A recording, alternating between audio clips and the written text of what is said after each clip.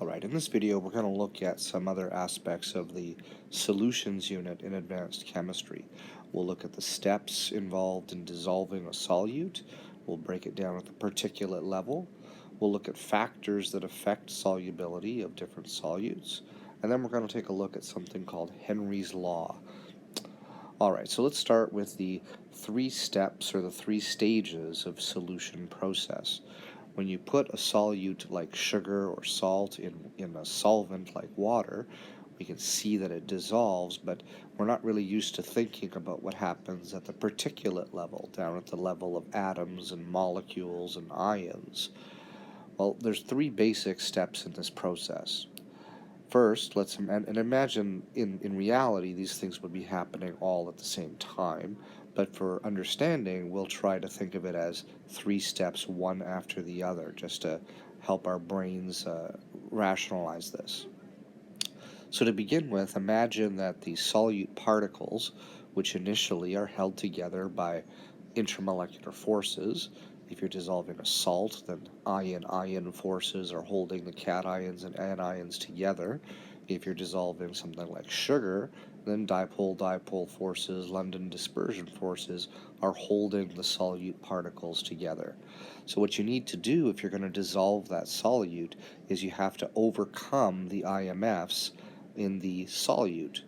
Since you're overcoming these forces, it's going to require energy. It's going to be an endothermic process. Delta H, the heat of reaction for that step, will be positive, all right, meaning you have to put energy in. Now that you've separated the solute particles, you're going to try to place those in the solvent in just a moment, but to make room for the solute particles, we're going to have to overcome the intermolecular forces within the solvent particles in a similar way. If your solvent is water, then you're going to have to overcome dipole-dipole hydrogen bonding between water molecules. So this is also an endothermic process. Delta H here, the heat of reaction, is positive. Now, if that was the end of the story, two steps that both required an input of energy, then nothing would dissolve, because thermodynamically, it's the input of energy or the release of energy which predominantly determines whether things happen or not. There is another factor called entropy change, which is important, but really the enthalpy change, or the heat of reaction, delta H, determines usually whether a process is thermodynamically favorable or not. If you have an endothermic process, energy is being put in, that's usually a price you have to pay, which makes the process not thermodynamically favorable. So if this was all there was, nothing would probably dissolve. Luckily, there is a third step. In the first two steps, we overcame intermolecular forces to separate particles. In the third step, we're going to let the solute and solvent particles interact. In our earlier unit, we called this the solvation or hydration process. So when those solute particles go into the solvent, they form intermolecular bonds between the solute and solvent particles. If water is our solvent, then the water molecules will hydrate ions, or they will be attracted to polar solute particles. Since we're now forming bonds rather than breaking them, we're going to be releasing energy. So this last step is exothermic. It has a negative delta H. Let's put that in a graphical perspective. All right, so here we have two different ways of looking at it. On the left is a sort of showing you what's happening with a particulate representation, but on the right is a graphical interpretation of the same process. In the graph on the right, they're using the symbol delta E, where we use the symbol delta H, but think of them as essentially meaning the same things. So you have an initial energy of your system, and in step one, we separate the solute particles. So energy has to go in. There's this up yellow arrow. In step two, we have to separate the solvent particles, make room for the solute. So that also pays a price, and step 2 has another endothermic positive delta H. And now step 3, finally, the solute and solute particles are allowed to interact. So the solvent particles solvate or hydrate the solute particles, and so intermolecular forces are now formed, and delta H for step 3 is negative. In this graphical example, you end up, in the end, losing more energy in step 3 than you absorbed in steps 1 and 2 combined. So overall, the delta E or the delta H overall is exothermic. And usually, when you have an exothermic dissolving process, it's spontaneous. It's thermodynamically favorable. In other words, the solute is soluble in the solvent. Usually, if the third step releases less energy than steps 1 and 2, you'll have an endothermic process, and that will normally mean the process is not thermodynamically favorable, so usually that results in a solute that's insoluble in the solvent. I say usually because there is that other factor called entropy, which we'll discuss in grade 12 chemistry.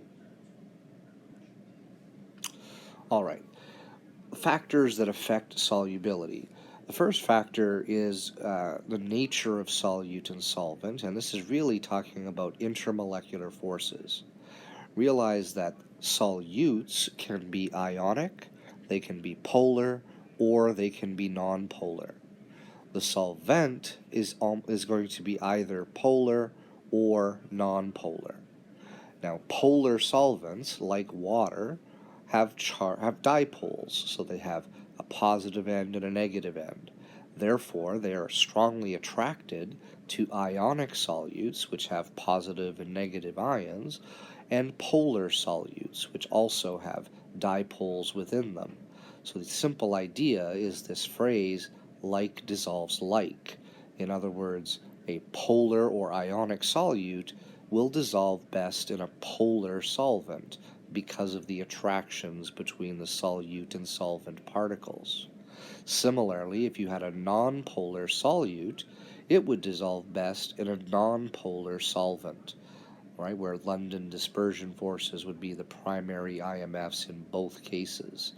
So, like dissolves like, particles with similar IMFs will dissolve in each other. So, when you have ionic and polar solutes, you need a polar solvent.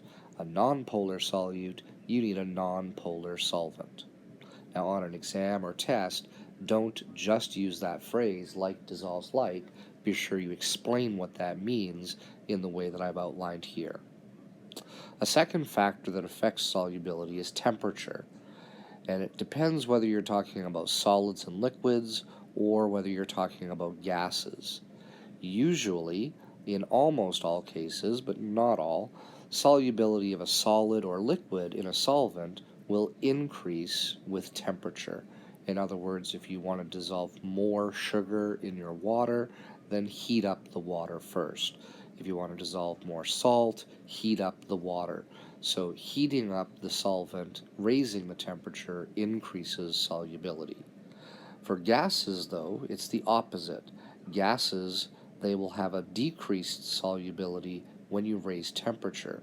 In other words, gases dissolve best in cold solvents, in cold temperatures.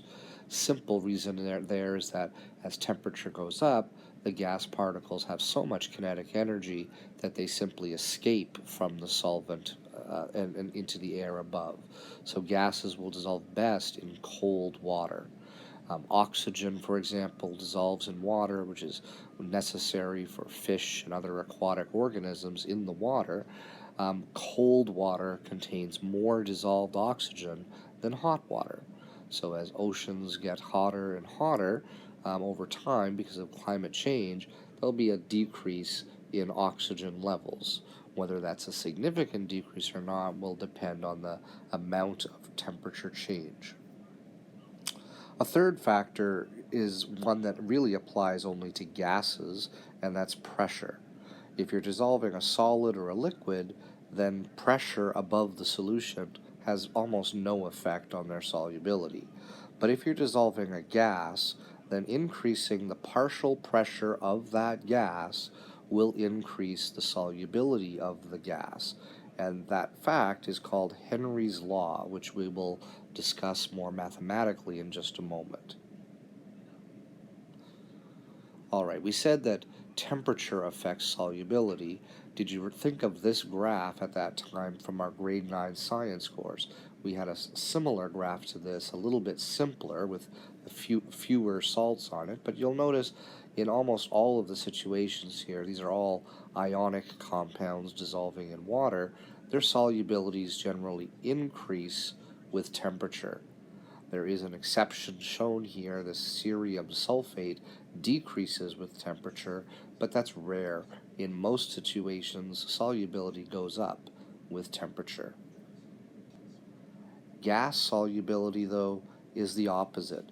Gas solubilities, as you raise temperature, they decrease in solubility. Now, when you look at this particular graph, you see 4 gases shown, and you'll notice that carbon dioxide solubility is way higher than any of these others. Now, why is CO2 so much more soluble in water?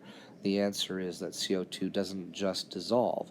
CO2, when it gets into the water, so CO2 plus water, will react, and it turns into carbonic acid, so H2CO3. Dissolving CO2 actually causes a chemical reaction, and that results in a greater solubility than any other gas, essentially, than most other gases. Ammonia does something similar, and you might remember from grade 9 science that ammonia also has a high solubility in water. This dissolving CO2 results in carbonic acid forming in the water, and that lowers the pH of the water. It causes what's called ocean acidification. As we're putting more and more CO2 into the atmosphere, we're not only causing climate change, global warming, we're causing the ocean's pH to drop. And the significance of that, besides the fact that many organisms survive best in a narrow range of pH values, the real significance of that is that lots of organisms in the ocean require calcium carbonate, or shells basically. So coral reefs and plankton, they have hard shells around them, and those shells dissolve in acids. They get harder and harder to form in the oceans, and they tend to dissolve in the acids after forming. So as the oceans become more acidic, we're threatening the ocean ecosystem as a result. All right, we said earlier that pressure, more specifically the partial pressure of a gas that you're dissolving, will have an effect on the solubility of that gas, and this is called Henry's law. Henry's law is written in one of two ways. You can either say C equals Kp, the concentration of the dissolved gas is directly proportional to its partial pressure P above the solution. Or you could say P equals Kc. Now, depending on which way you write that, your constant is going to be the reciprocal of the other one. So, for example, if you have a Henry's law constant in the first equation of 10, then the Henry's law constant in the second equation would be 1/10, because you've reversed the equation. Now, how would you know in a problem which form of that equation to use? The answer is that you'd look at the Henry's law constant units. For example, in the table at the bottom here of the slide, we see Henry's law constants at 25 degrees Celsius for several gases. When you look at their units, you'll notice they all say molarity per millimeter mercury. Now, what would you be doing with those units? If you think of it as a unit multiplier, then the nitrogen's constant would be 8.42 times 10 to the minus 7 molarity for every 1 millimeter mercury. Since the millimeter mercury units are in the denominator there, the logical thing to do is to multiply this by millimeters mercury, so they would cancel, and so that means we're taking the Henry's law constant K and we're multiplying by pressure. So we're using the first form of the equation, C equals Kp. If, on the other hand, the units were written as millimeters mercury per molarity, so they're written upside down essentially, then now, since it's per molarity, we must be multiplying that constant by molarity, by concentration, and so we'd be using this form of the equation. Now, in a problem where you have a choice, if you're going to be able to pick which form you want to use, it doesn't matter. But if you're given a Henry's law constant, be sure that the constant you're using has units that match the equation you're going to use for Henry's law. So if you look at the pictures on the side there, you'll notice essentially what the law says. If you have a gas above a solution, you're trying to dissolve that gas in the solution, the solubility of the gas will increase when you have a higher pressure above the solution. So since you have, in the first picture, you have very few gas particles above the liquid, the pressure above the liquid is low. As a result, there's very little gas dissolved in the water. When you increase the pressure, so now you have lots of gas particles above the solvent, then more and more of those particles collide with the solvent and enter it, and so you end up having a higher concentration within the solution. What Henry's law says is that the pressure above the solution is directly proportional to the concentration within the solution. A simple everyday example of Henry's law is what happens when you open a bottle of Coke or Pepsi or really any carbonated beverage. Carbonated beverages have dissolved carbon dioxide. The manufacturer manufactures it with a pressure much greater than standard pressure, so it's a pressure greater than 1 atmosphere. So the can feels very rigid before it's open. When you open the can or the bottle, we always see a lot of CO2 gas escaping. You see the fizzing occur. The reason for that, as soon as you open the bottle, the pressure above the solution decreases. The CO2 escapes into the air above. The decreasing pressure of CO2 above the solution causes CO2 that had dissolved to escape. Since the pressure is proportional to the dissolved concentration, when you lower the pressure, you lower the dissolved concentration. Therefore, CO2 escapes from the soft drink. Pause the video and ignore the answer here, cover it up. See if you can solve the problem yourself. If you've done some direct proportion problems in your Saxon math class or even earlier in our gases unit, you're going to find this relatively straightforward. So you've got the solubility of pure nitrogen gas at 25 degrees and 1 atmosphere pressure is this. All right, so right away I'm realizing this is a question about dissolving gas with concentration given. The solubility is the concentration of the dissolved gas. So right away I'm thinking this is probably a Henry's law problem. What's the solubility of nitrogen under atmospheric conditions if the partial pressure of nitrogen is only 0.78 atmospheres? Remember that in the atmosphere, nitrogen is 78% of the air, so if the atmospheric pressure is 1 atmosphere, there will only be 0.78 atmospheres of nitrogen. So the way I read this is that when the pressure of nitrogen was 1 atmosphere, the solubility or the concentration was 6.8 times 10 to the minus 4 moles per liter. The question is now asking, what will be the concentration, what will be the solubility of the nitrogen when the pressure is only 0.78 atmospheres? There's a couple of ways to do this. In this example, I'm going to first find the Henry's law constant. Now, can you tell from the way I'm set up this equation here which form of the Henry's law I'm using? If you rearrange that, you'll see it says C equals Kp. You could easily have chosen the other form of Henry's law, P equals Kc. That's absolutely no problem, but now your constant would be pressure divided by concentration. Since I've chosen to use this form, I'm saying K equals C divided by P. The concentration is the solubility of the nitrogen, so 6.8 times 10 to the minus 4 molarity, when the pressure was 1 atmosphere, so divided by 1.00 atmospheres.